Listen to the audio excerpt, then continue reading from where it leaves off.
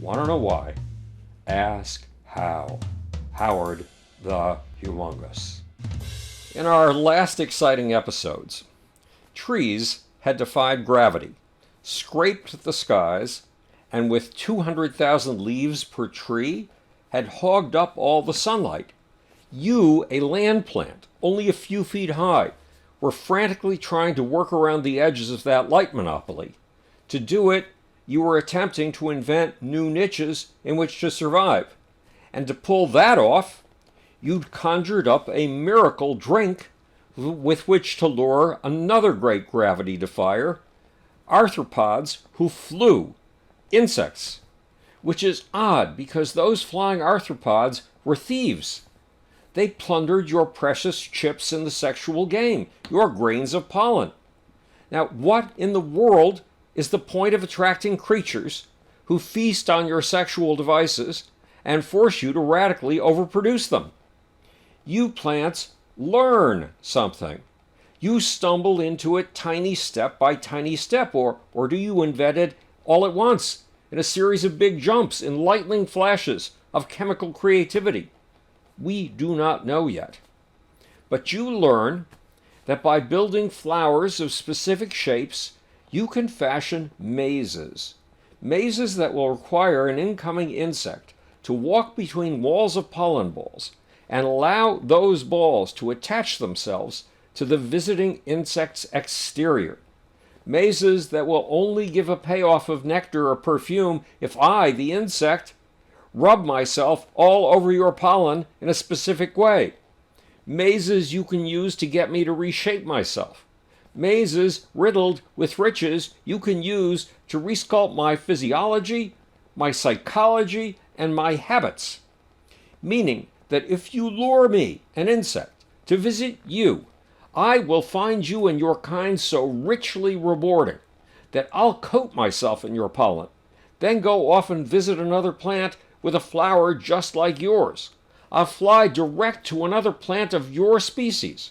I'll carry your pollen on a non-stop airline trip to your sexual ideal, a plant almost identical to you, but not quite. I'll become an extender of your sexual organs. I'll become what botanist Peter Bernhardt has called a flying penis. In the process, I'll increase the precision of your pollen's wanderings.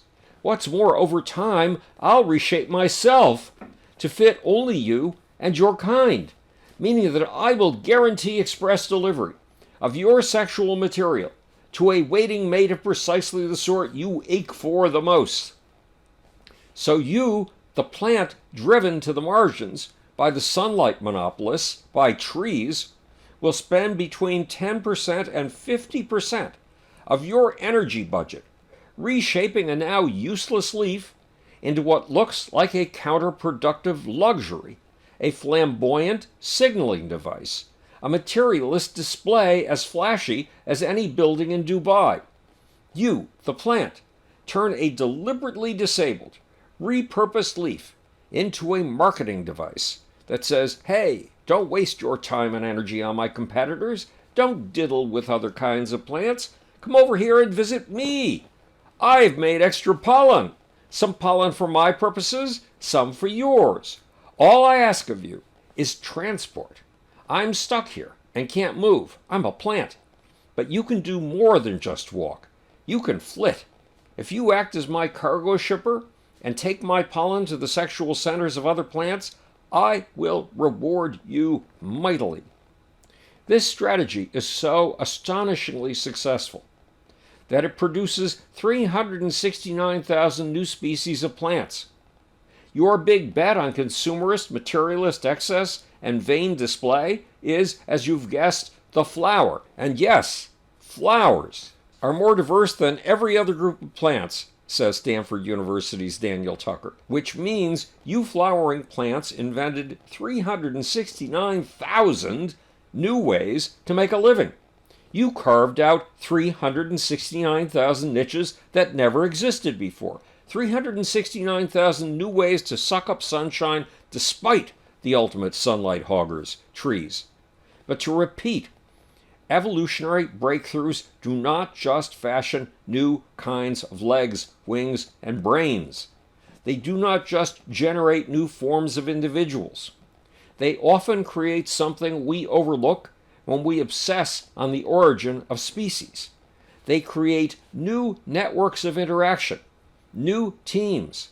They weave new kinds of meshwork arrays, and new weaves are often the hidden goals of materialism, consumerism, waste, and vain display. Madison Avenue is often blamed for putting sex into advertising, but that's not true. Who inserted sex into advertising? You, the flowering plant. But you didn't do it on your own. Another kind of advertising started roughly 113 million years ago, a mere 7 million years or so after the evolution of you, the first flowering plant. And it was kicked off by the evolution of a new desire in female insects, a new passion, a new fashion, a new form of what economists call demand.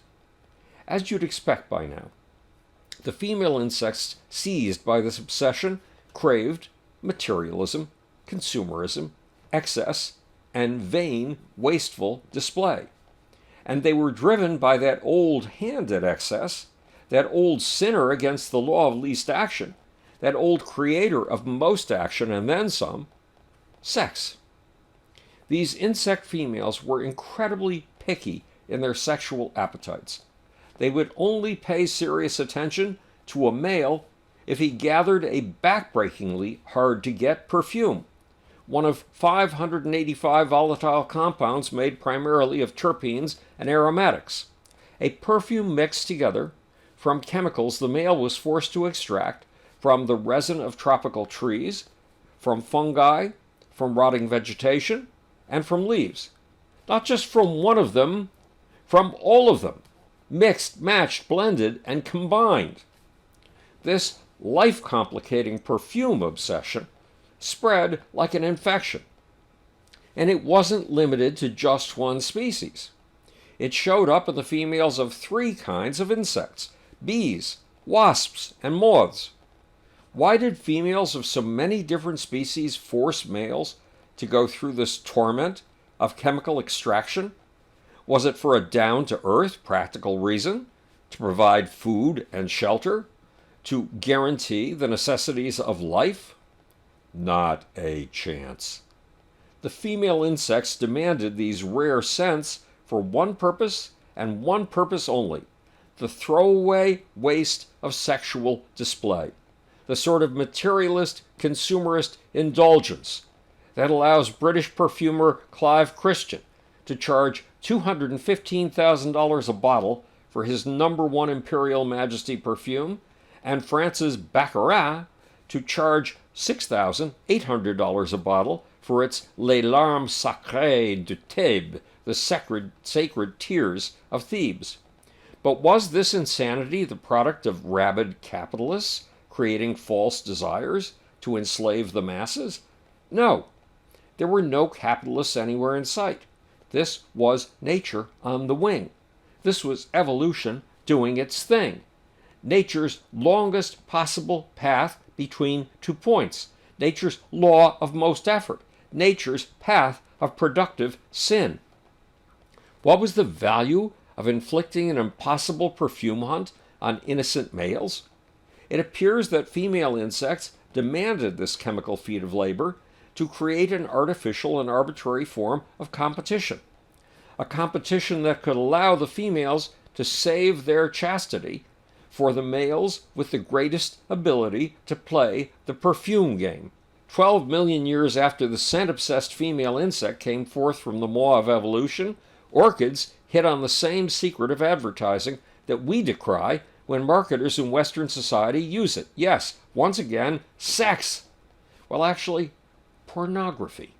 But pornography with a twist. Up until now, sexual waste had been there solely to hook an individual of one species up to another individual of his or her own kind. But with the evolution of the orchid, sex crossed the species line and went flat out porno. How?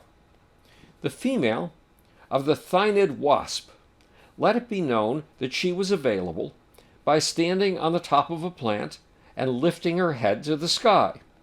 So the Australian hammer orchid built a flower that looked almost precisely like a female wasp in a mating position, complete with an upturned head that shined like the real thing and fuzz in the appropriate places. Yes, the hammer orchid built a 3D Playboy centerfold, and the orchid added one more lure with which to outcompete other plants in attracting thynid wasps, a chemical lure. The orchid's flower exuded the scent emitted by a female thynid wasp in heat. But most orchids went one giant step farther. They simplified the male wasp's chemical chore. The orchids synthesized that rare chemical perfume that males had previously been forced to extract and blend from the combined resin of tropical trees, fungi, rotting vegetation, and from leaves. If I, a male euglossine bee, touched down on your elaborate surface, you, the orchid, rewarded me by letting me fill the basket of carrying hairs on my thighs with the rare scent I needed to seduce a real female, without having to travel to 4 different kinds of sources to get it. You, the orchid plant, spent a lot of energy, all on 2 ridiculously elaborate materialist lures that you would use for 6 to 10 weeks, a small fraction of the year, then would throw away. 1, a chemical mix of perfume that performed no useful role in your internal economy, and item number 2, your flower. In a world of least action and entropy, that should have been enough. In fact, it should have been way, way too much. But you, the flowering plant, the angiosperm, the orchid, were nowhere near through lavishing energy, time, and material resources on capturing my attention and my pollen-carrying power. In fact, your elaborations, complexities, and wild inventions of new wastes of time and energy would defy belief. If you put a real female bee next to the orchid that imitates her, a male thynid wasp will spot the fake quickly, ignore the orchid, and go for the real female. The orchid to this day has still not perfected its pornographic lures. It has still not mastered the art of making a super female, a female more attractive than the real thing. But a long, long time ago, the orchid overcame this weakness. How? Timing. It put out its flower in the weeks before females emerged from the hive. It beat the competition, the real females. Think of that for a second. Think of the plant intelligence it takes to discover an insect's annual rhythm and to see how to use it to advantage.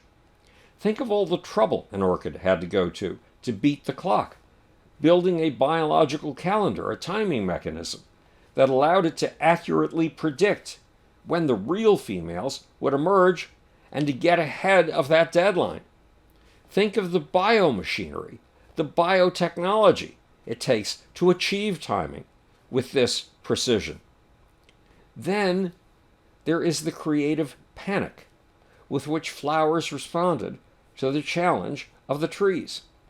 Thanks to that remarkable panic, orchids were in a continuous competition to come up with new flowers, new perfumes, and new insect lures. They switched scents to lure different insects, or they changed the part of the male insect's body to which they attached their balls of pollen. They came up with 600 different ways of attracting just one kind of insect, the aforementioned euglossine bee. These small shifts in tactics resulted in 600 different orchid species, 600 different varieties of materialist, consumerist, competitive display, not to mention the orchid's achievement of shaping 200 different species of euglossine bees. Orchids throw away marketing displays. Their disposable billboards seemed flamboyant beyond belief, but in fact they were practical. Like retail stores, they were designed to both dazzle the insect and to help him or her to the goods the flower offered.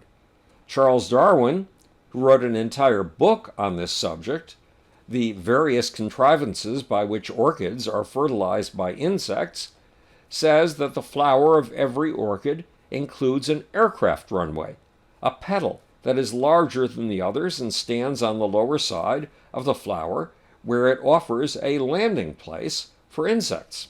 What's more, this specialized, easy-access petal secretes nectar for the sake of attracting insects and is often produced into a spur-like nectary. Those are Charles Darwin's words. Then come more path of most effort complexities.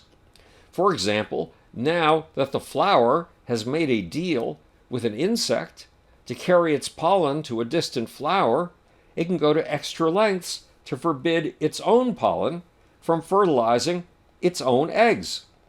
An orchid found in southeastern Brazil, the Notilia demorosa, makes sure that it can't fertilize itself by opening its equivalent of sperm, its pollen bundles, for business for 2 or 3 days while keeping its female organ, its stigma, blocked off.